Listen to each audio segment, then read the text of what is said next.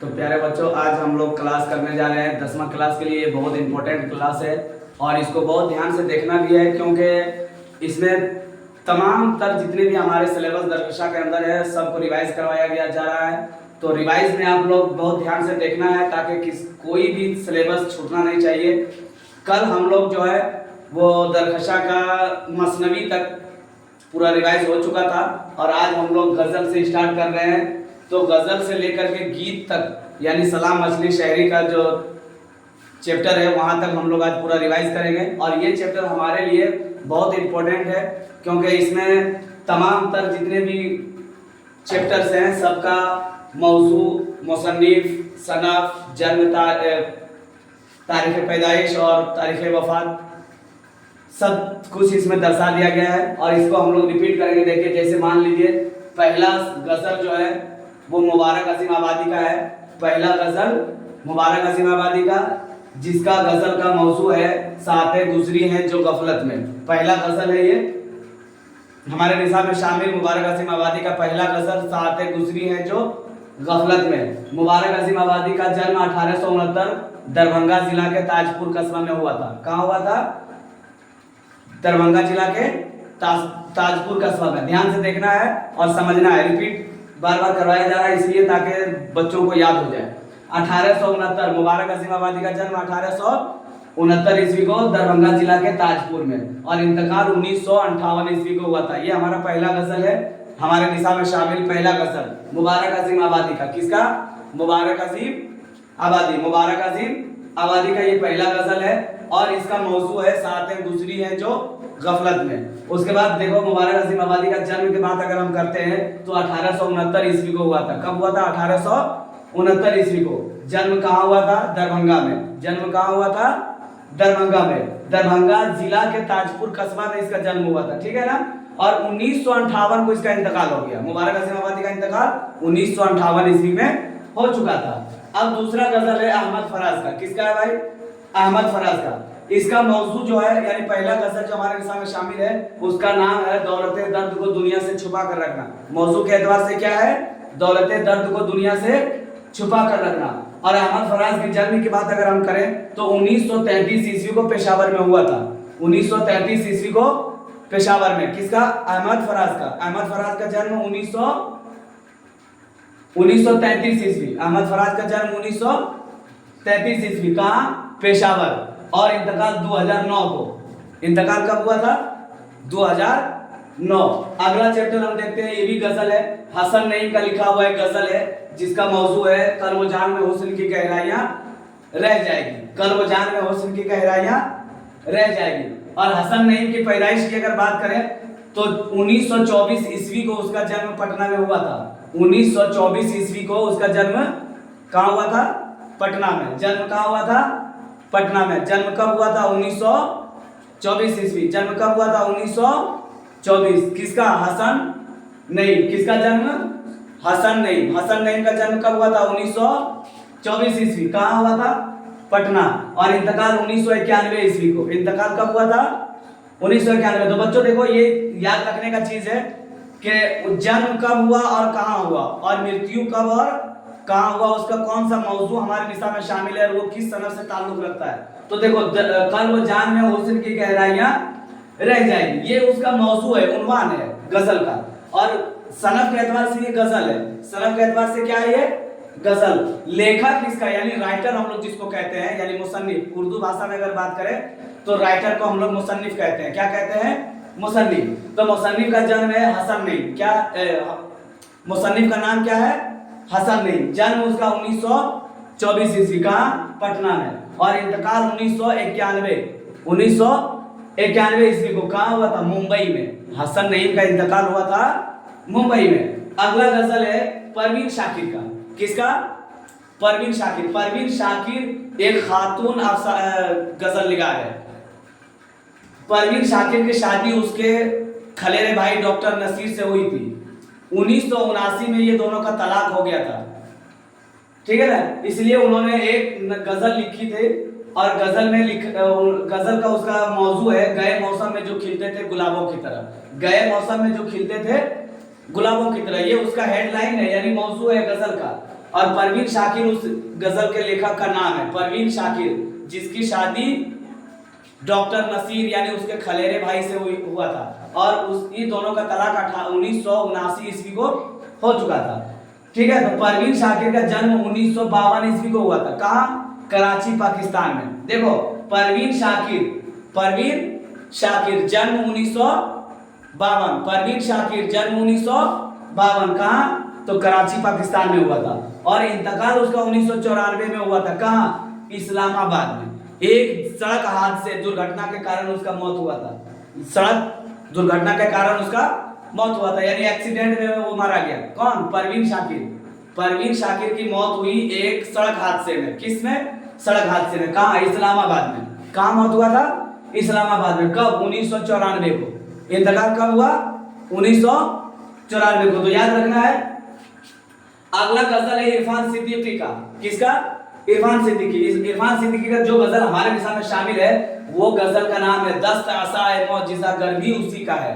दस्त असाए मौजिज़ा गर भी उसी का है ना? दस्त असाए मौजिज़ा गर भी उसी का है, ये उन्वान है और इसका जन्म 1939 ईस्वी को बदायूं में हुआ था। किसका? इरफान सिद्दीकी का। किसका? इरफान सिद्दीकी का जन्म 1939 कहाँ? बदायूं में। तो बच्चों ध्यान से देखना है और ध्यान से समझना है। आपसे ये इस बात को रिक्वेस्ट किया जाता है कि इस चीज को बहुत ध्यान से देखेंगे ताकि एक चीज को देखने के बाद आपसे कई क्वेश्चन बन सकता है, इसलिए बहुत ध्यान से देखने की जरूरत है। यहाँ पे जितना भी हम रिपीट करवा रहे हैं इससे बनने वाले क्वेश्चन लगभग 8 से 10 क्वेश्चन बन सकता है। कितना? लगभग 8 से 10 क्वेश्चन एक सिलेबस से, एक सिलेबस की बात कर रहे हैं, एक सिलेबस से 8 से 10 क्वेश्चन बनने का संभावना है इससे। लेकिन हाँ, इसको जहन में थोड़ा बसा कर बढ़िया से रखना है। 1939 को बदायूं में जन्म हुआ था इरफान सिद्दीकी का। किसका? इरफान सिद्दीकी, जो गजल के लेखक है। किस चीज के? गजल के। और इंतकाल 2004 को। इंतकाल कब हुआ? 2004। कहाँ हुआ है? लखनऊ में। इंतकाल कहाँ हुआ है? लखनऊ में। किसकी बात कर रहे हैं हम? बात हो रही है इरफान सिद्दीकी की। किसकी? इरफान सिद्दीकी जो गजल का लेखक है और उसका गजल जो हमारे निशान में शामिल है उस गजल का नाम है दस्त असाए मौजिज़ा गर भी उसी का है ना? तो इरफान सिद्दीकी का जन्म 1939 कहाँ? बदायूं और इंतकाल 2004 कहाँ? लखनऊ। इंतकाल 2004 कहाँ? लखनऊ।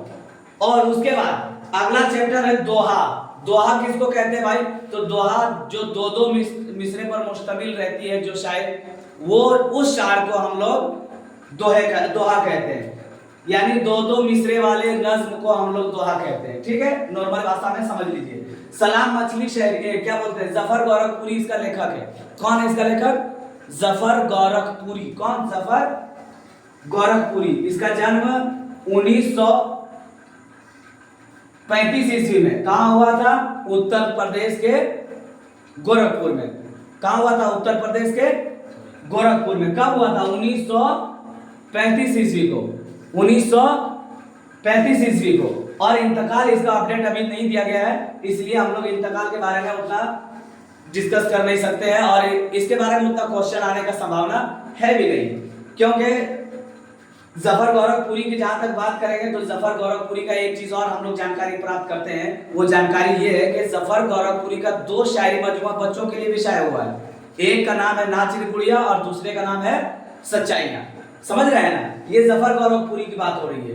2 गजल इन्होंने 2 नज्म बच्चों के लिए भी लिखा है, जिसमें एक है नाच रे गुड़िया और दूसरा है सच्चाइयां। जफर गोरखपुरी का जन्म 1935 ईस्वी को उत्तर प्रदेश के गोरखपुर में हुआ था। और सबसे दरकशा के अंदर सबसे अंतिम चैप्टर जो है वो गीत का है। किस चीज का?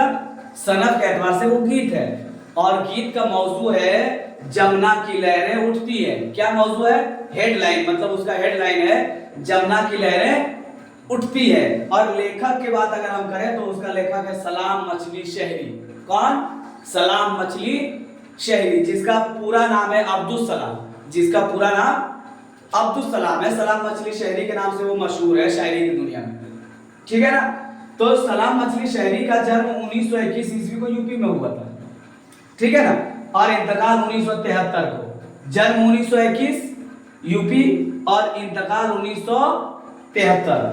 ठीक है, इससे पहले हम लोग 3 मसनवी पढ़े थे। 3 मसनवी।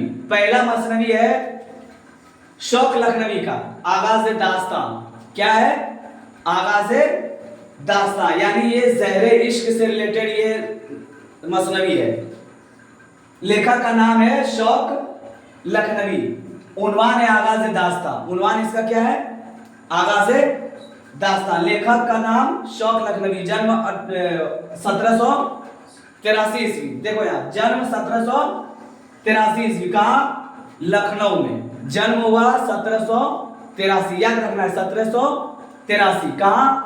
लखनऊ। किसका जन्म का बात कर रहे हैं हम लोग? शौक लखनवी का। किसका बात कर रहे हैं? शौक लखनवी का, है कि नहीं? शौक लखनवी का जन्म 1783 ईस्वी को कहाँ हुआ था? लखनऊ में। और इंतकाल 1871 ईस्वी। इंतकाल 1871 ईस्वी। कहाँ हुआ है? लखनऊ। इंतकाल भी हुआ है लखनऊ में और जन्म भी हुआ है लखनऊ में, लेकिन जन्म 1883, इंतकाल जन्म 1783 और इंतकाल 1871। इंतकाल 1871 और जन्म 1783, लेकिन जन्म स्थान और मृत्यु स्थान दोनों एक ही है, लखनऊ। ठीक है ना? अगला मसनवी है दयाशंकर नसीम का बिकावली। जैनुल मुल्क और गुल बिकावली की कहानी इसमें बयान की गई है।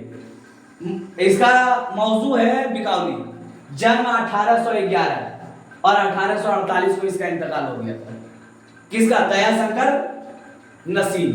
दयाशंकर नसीम का इंतकाल बहुत जल्द हो गया था। 33-34 साल के लगभग उम्र में वो उसका इंतकाल हो चुका था, क्योंकि 1811 में उसका जन्म ही हुआ है और 1848 में उसका इंतकाल भी हो चुका है।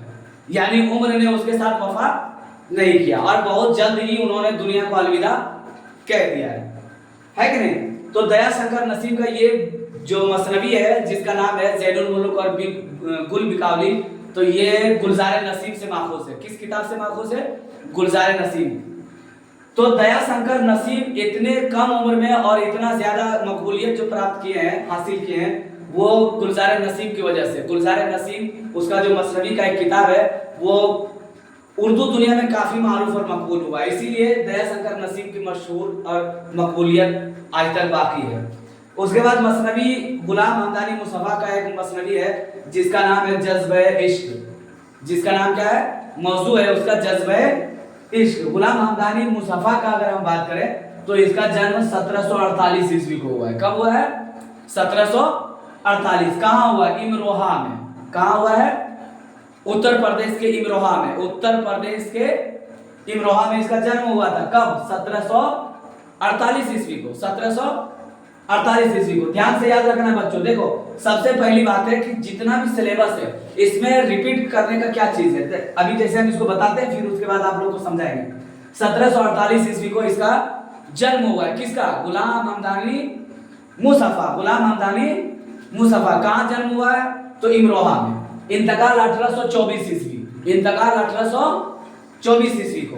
ठीक है? तो सबसे पहला चीज है, देखो हमको सबसे पहले चीज याद क्या रखना है? याद रखना है कि दरकशा के अंदर में कितना चैप्टर है, उसका लेखक कौन है, उसका लेखक का जन्म कब और कहाँ हुआ है और इंतकाल कब और कहाँ हुआ है।